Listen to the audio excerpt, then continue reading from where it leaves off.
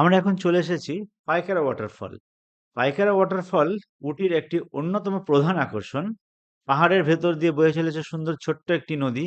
যদিও এটাকে যে খুব ছোট বলবো তা না, ঠিকঠাক সাইজ।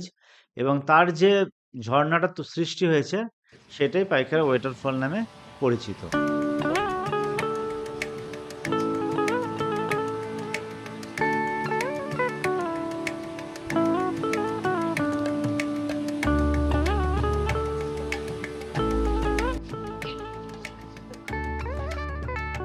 বেটার জায়গাটাতে যাচ্ছি এবং এখানটায় বেশ ভালো ভিড় আছে দেখতে পাচ্ছি।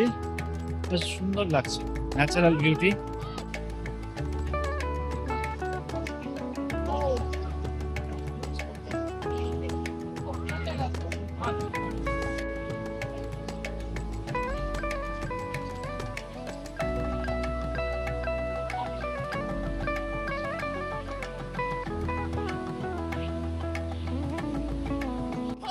ভীষণ ভালো লাগছে, ভীষণ। এখানে এসে এত সুন্দর লাগছে যে মানে যেটা আমাদের ড্রোন শুট দিল না, আমাদের দূর প্রবাহে যাইনি, কোনো দুঃখ।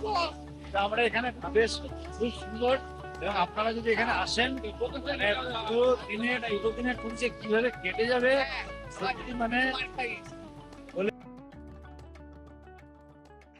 পাইকারি ওয়াটারফল থেকে বেরিয়ে আমরা রওনা দিলাম মধুমালাই ফরেস্টের দিকে। তবে অবশ্যই রাস্তায় লাঞ্চটা এই ফাঁকে সেরে ফেলতে হবে। আমাদের খেতে খেতে বেশ খানিকটা দেরি হয়ে গেছে আর শম্পু ব্যাচেলার ভীষণ খিদে পেয়েছে। আমাদের আমরা দারুণ এনজয় করছি, ওয়েদারটাও এত মনোরম, এত প্লিজেন্ট ওয়েদার যে না বৃষ্টি না মেঘ, মেঘ ভেসে বেড়াচ্ছে হালকা হালকা। ও দারুণ লাগছে। নাদুঘাট্টাম, আমরা এখন নাদুঘাট্টাম ভিলেজ ক্রস করছি। আর কিছু নেই। আমাদের দুপুরে খাওয়া দাওয়া এখন হবে।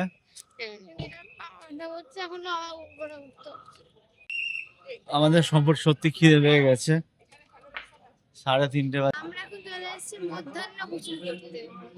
আমরা যে মধ্যাহ্ন ভোজন করতে এসেছি হচ্ছে হোটেল গ্র্যান্ড ভিউতে। এরপরে আমাদের প্রোগ্রাম কি হচ্ছে আপনি বলুন। পেয়েছি জোর খিদে, 3:30 বাজে, এখনো কিছু খাইনি। সেই ব্রেকফাস্ট করেছি, বাজে খাওয়ার আর টাইম পাইনি। তো এখন খাবো, আমরা খেয়ে যাবো জঙ্গল সাফারি করতে।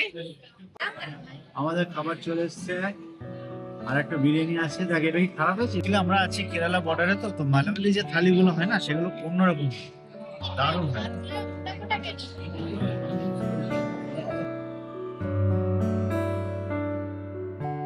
আমরা এখন যাচ্ছি থোরাপল্লী গুডালুর। থোরাপল্লী গুডালুর, এটা মনে হচ্ছে একটু কেরালা ঘাসা। থোরাপল্লী গুডালুর হয়ে গেছি। দিস ইজ কেরালা না? দিস ইজ কেরালা or ये Kerala border. the deer.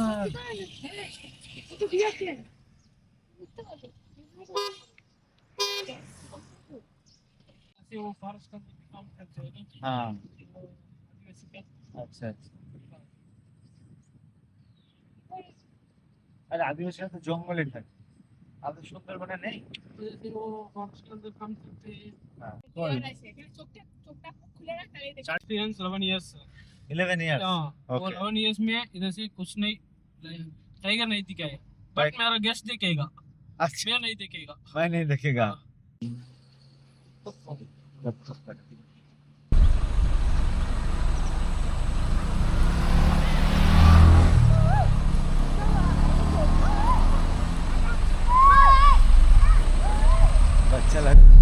হরিণ এত দেখছি, ন্যাচারাল হরিণ রাস্তার ধারে না। সত্যি কথা বলতে কি, আমি যদি টাইগার নাও দেখতে পাই, হরিণ দেখে আমার মন খুশ। এবার আমাদের যাত্রা শুরু হলো মধুমালাই টাইগার রিজার্ভের উদ্দেশ্যে। এটি উটি মাইসোর রোডের উপরে অবস্থিত।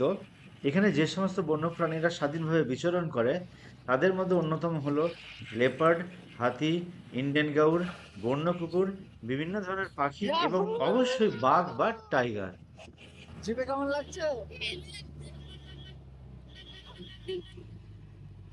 শম্পুর সাথে যাত্রা শুরু হলো কোর এরিয়ার দিকে। মধুমালাই ফরেস্টের যে কোর এরিয়া, সেখানে যাওয়ার আগে আমরা একটি পাহাড়ে উঠে পড়লাম। আমাদের যাত্রা শুরু হলো মুরুমালাই ফরেস্টের যে মাসিনাগুডি অফ বিট বা অফ রোড যে টেম্পলটা আছে সেই টেম্পলে আমরা এখন যাচ্ছি।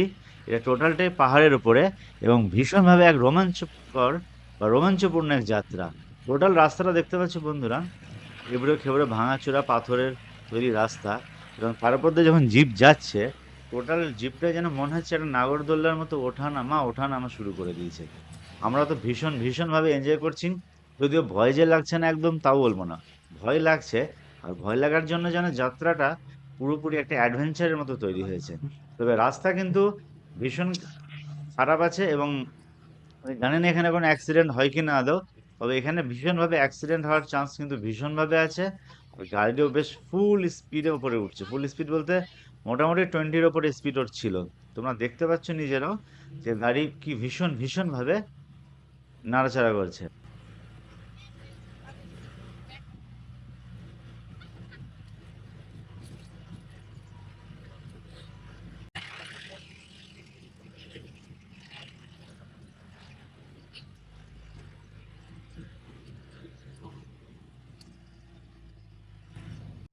শেষ পর্যন্ত পাহাড়ের উপর আমরা এসে পৌঁছাতে পেরেছি এবং যেন প্রাণ আসলো ধরে।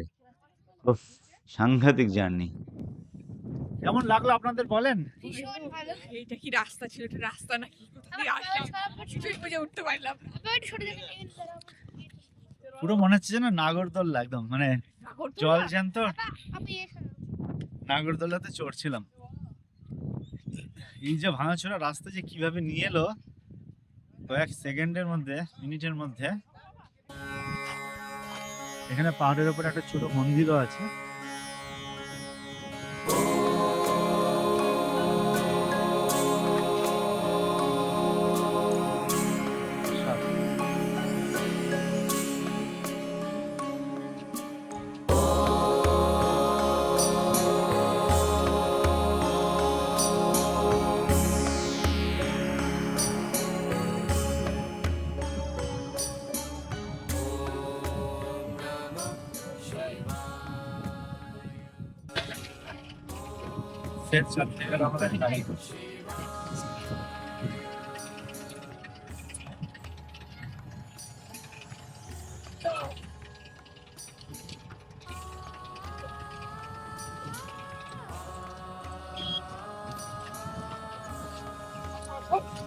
এটা কি?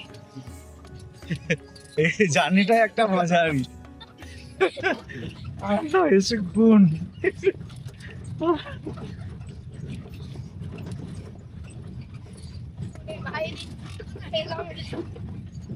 चंदन का पेड़ है सर। कौन सा पेड़? चंदन का पेड़ है। अच्छा, चंदन का पेड़। White sand. व्हाइट चंदन।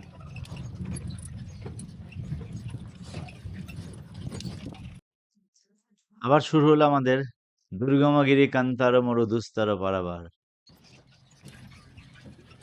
তোমরা দেখতে পাচ্ছ বন্ধুরা, পাহাড়ের উপরে ওঠার থেকে নামাটা কিন্তু আরো বেশি রিস্কি। টোটাল পথটাতেই ছোট ছোট পাথর, নুড়ি এবং ঝুড়ো ঝুড়ো মাটি ভর্তি। टाइगर अभी आ जाएगा तो हम लोग भाग भी नहीं सकते। टाइगर सीधे अटैक करेगा। हम लोग को कुछ नहीं बोलेगा, बोलेगा लोकल है छोड़ देंगे। टाइगर अन्ना को छोड़ देगा, बोलेगा ये लोग पहाड़ का इसको पूरा सामना चा कर दे।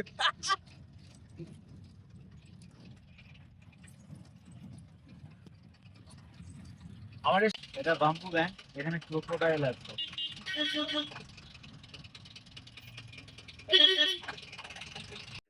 এবার আমাদের যাত্রা শুরু হলো পুরো কোর এরিয়ার ভেতরে।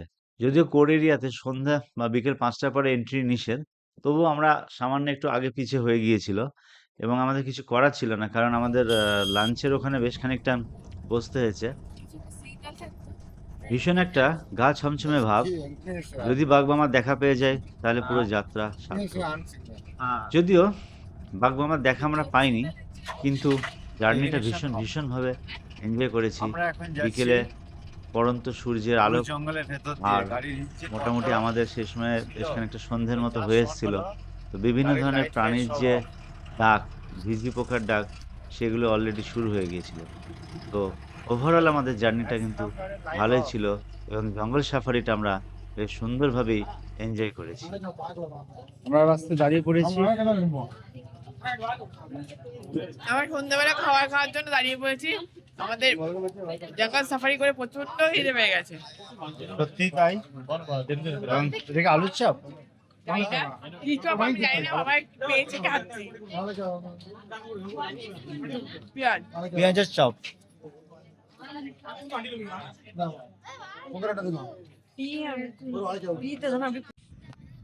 সবশেষে অন্ধকারের বুক চিরে আবার রওনা দিলাম হোটেলের দিকে। তো ভিডিওটা বন্ধুরা এখানেই শেষ করছি। আর নয়, আর একটা কথা, ভিডিওটা যদি তোমাদের ভালো লেগে থাকে তাহলে লাইক, শেয়ার, সাবস্ক্রাইব করো আর কমেন্টে তোমরা অবশ্যই জানিও যে ভিডিওটা কেমন লাগছে।